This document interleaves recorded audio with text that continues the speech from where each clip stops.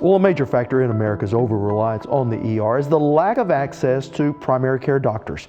And access in Oklahoma, well, it's ranked near the bottom. One recent publication has Oklahoma 48th in the nation for access to family doctors. And for every family physician, there are a handful of nurses. Joining me now is our Courtney May. In Kansas, Oklahoma, Northeast Technology Center is working to fill the medical care shortage in rural areas. And these nursing students are also giving back to the community while still in school. So Emma is having surgery on a broken arm today. Mrs. Amos's second grade class is here for surgery. Once they check in, it's off to the operating room. But don't worry, it's all just pretend. Jody Bell is the practical nursing instructor at Northeast Technology Center. She and her students prepped the class for what to expect on this big day. We read them a book about Franklin going to the hospital and talked about what we were going to do in every station today. We want them to feel really comfortable, and we just want them to come up here and have a good time and see that healthcare can be fun and it's not always a scary thing. This is not going to hurt one bit, okay? Imagination runs through the second graders' veins as they decide what type of surgery they're going to have.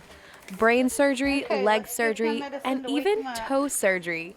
And don't mind the blood, it's only red marker. We have them color on there with the markers so it looks like blood, and the kids just get a kick out of that. They love getting to dress up in all the hospital garb with the gown and the hats and the booties. It's just a fun day. And licensed practical nursing student Allison Alvarez says this mock hospital day is a glimpse into pediatric care. It showed us a lot about patients, definitely, and that definitely they have a lot of fears that can be different to what an adult would experience. A whole different set of fears and anxieties. To help take the fears away, the children are paired with students in Northeast Technology Center's health program who act as a parent figure and walk with them through the process.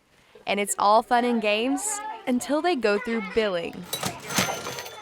A little boy he was paying with his money, and he said, "I don't want you to take all my money." And we were explaining to him, when you go to the hospital, it's a large bill and you have to pay. And their lunch money won't cover this cost. It's going to be $260 today, Thomas. But that's what Monopoly money is for. And once the day is wrapped up, the kids realize the hospital isn't so scary after all. It definitely made them feel more at ease to think about having to go to a hospital.